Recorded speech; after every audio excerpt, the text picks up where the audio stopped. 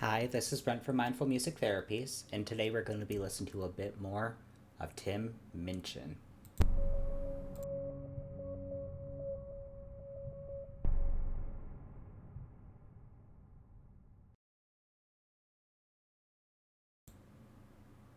So, last time we listened to Prejudice. That was my first song from Tim Minchin. I enjoyed it. He's very interesting, and the topic is very very interesting within that song, but I think a very important topic as well. This time I'm gonna listen to F sharp. Looks like this is from BBC Proms in 2011. If it was on BBC, I'd be interested on how much of it is maybe naturally censored or what he might have had to change in it. I don't know. Uh, but yeah, I mean, this is my second time listening to Tim Minchin. I haven't listened to anything outside of what we've already done. So let's get into it.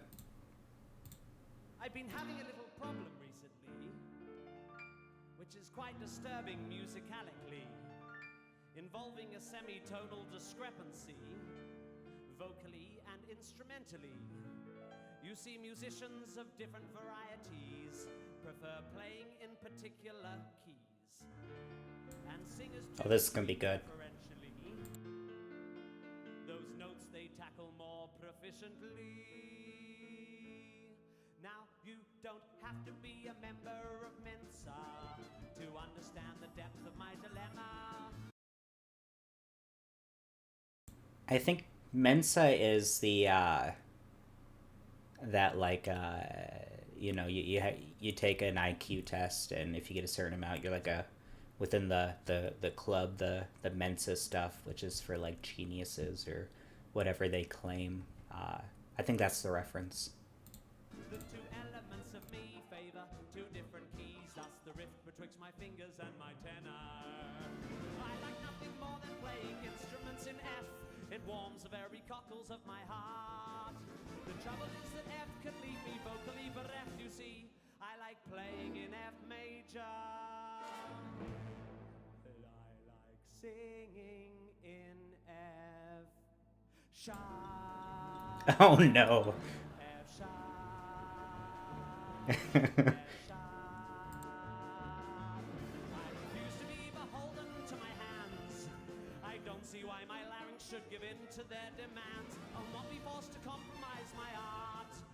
And so I'll just keep playing in F major and singing in F sharp. F sharp.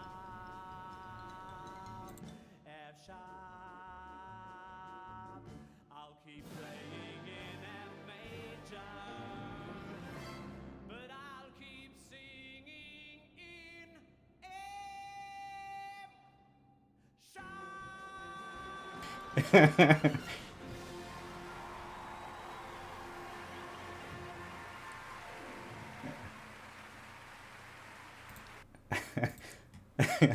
Okay, that was a good one.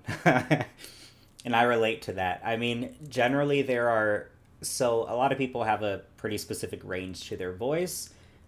Some notes and some ranges, some keys are a bit more comfortable to sing in. Same thing with playing an instrument. You get used to playing in specific keys, and those are a lot more, a lot more comfortable for you. For example, if you think of like string instruments, violin, viola, cello, like a string orchestra, they do not like a whole lot of flats in their key. Uh, just in terms of how the strings are tuned, it makes it a bit more difficult with flats. I'm a trumpet player, so there are definitely some keys that are preferable over others. Same thing with on guitar. Playing in keys with not too many sharps and flats are typically preferable because there's less bar chords you have to do and all that fun stuff. But so the concept of he likes to play an F which has one flat in it, B flat, and then wanting to sing an F sharp a half step higher. It's a very dissonant match, which dissonant just means that two things I mean, most literally, if you're thinking of wavelengths of notes, uh, the two wavelengths that are coming out, because all music is wavelengths, right? The wavelengths that are coming out are kind of stacked against each other, which causes what we call dissonance, which can sometimes almost be like a wobbling sound. A lot of times people don't think it sounds good, but in my opinion, everything is contextual.